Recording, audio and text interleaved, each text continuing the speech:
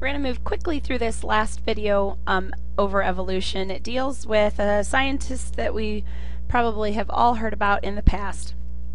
But before we get into him, really quickly I just want to mention the word evolution means change over time.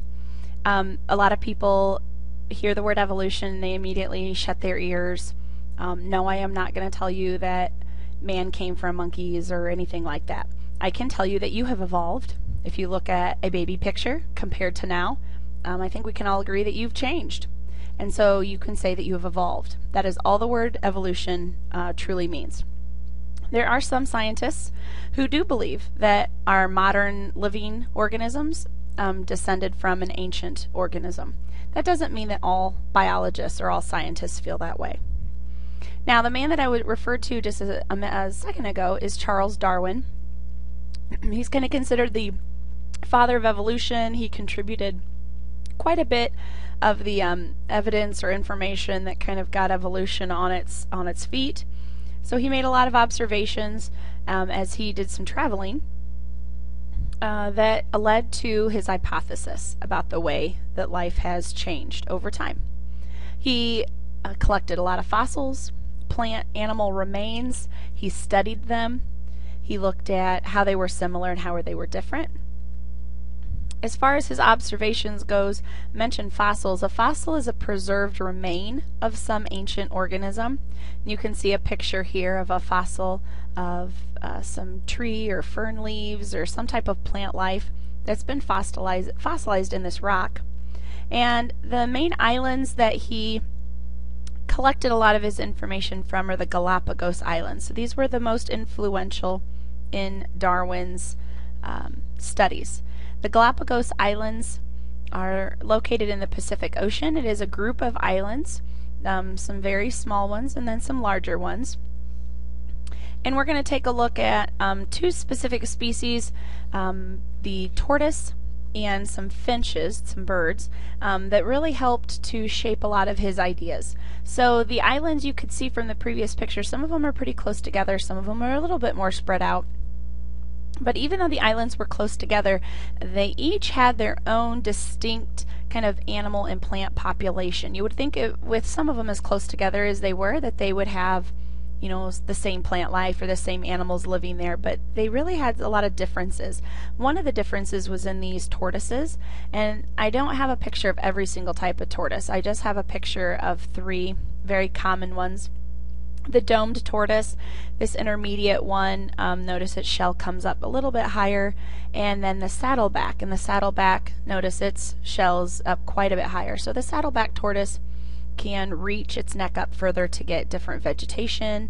The intermediate's a little bit more limited, and the domed tortoise can really only feed off things very close to the ground. And if you look at the islands, they each one, and sometimes even on different parts of the island, there was not only different shapes in the shells, but different patterns, different colors, and that was very kind of unique considering how close some of these islands are to each other, that their populations would be so diverse. So certain tortoises were located on specific islands, and he could even, after his studies, could identify a tortoise if he saw it and say what island its home island was. It was a very specific characteristic. The other living organism that he really found interesting and that helped shape some of his ideas were finches, which are a type of bird. And he noticed that they had different beaks, and the beaks that they had really kind of helped to shape maybe the type of food that they ate. So the type of beak would determine the type of food that they could eat, because the beak that they used for their food had to fit their purpose. For instance, we have hummingbirds here in Indiana. Hummingbirds have a very distinct, unique beak, very long and thin, and that's so that they can draw nectar from flowers. But not every bird has that type of a beak. When you looked at the finches, he noticed some of them had very thick, long width-wise, I guess I should say. Some of the birds did have long beaks and very pointed, and this particular type of finch fed off of cactus. It was a cactus finch, and that's because it ate cactus seeds. Whereas this some of these other ones would end up maybe eating, this one was a seed eater, so it had to have a very strong beak to crack open and get the seed from inside. Some of them were fruit eaters, so maybe they have a more pointed beak so that they could tear the flesh off of the fruit in order to eat it. So depending on the type of beak, depended maybe on the type of food that it ate. Now when we look at the different characteristics that we have, we're going to look at inherited, variation, and artificial selection. Artificial selection is when humans select the characteristic that they find most useful. For instance, we have a whole group of people that are very interested in racehorses and breeding racehorses so that they can win races.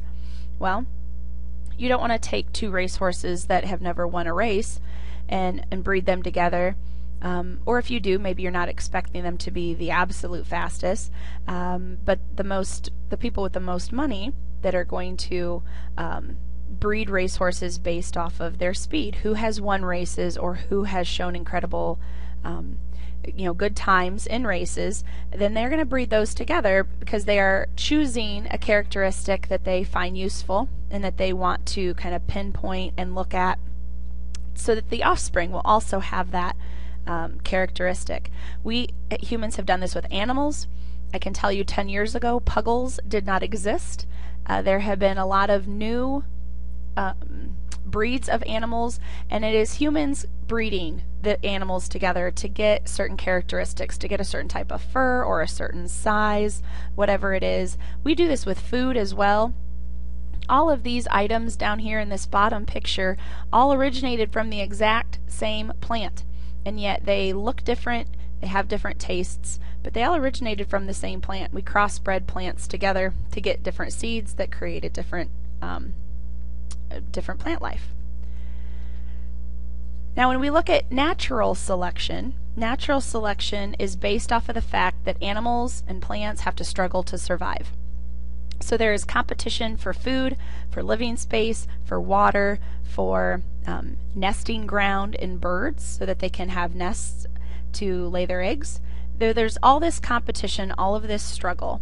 And the most successful at catching food or finding water or building a nest, those animals or plants are going to thrive and reproduce. And animals that are not as good at finding food, finding water, are going to maybe die off. So that's natural selection. Nature is nature is choosing what trait is good for that environment, and good traits survive, bad traits don't survive. Survival of the fittest. When we use the word fittest, that comes from fitness, which is not you going to the gym or running a mile. Fitness is your ability to survive and reproduce. Humans have a very different outlook on life than animals in the wild. They are living day to day in their environment, and they want to reproduce so that their species can survive. So survival of the fittest, the animals, plants with the best ability to survive will. And if you don't have a good ability to survive, you have a trait that isn't desirable or doesn't help you in your environment, then maybe that animal doesn't live to reproduce. An adaptation is some characteristic that increases your chance of survival. So we have two different types of plants in this picture, and these are living in the desert. And so we have the cactus here with its root system very close to the ground and very spread out, and then some other type of a tree where the root system goes a lot deeper.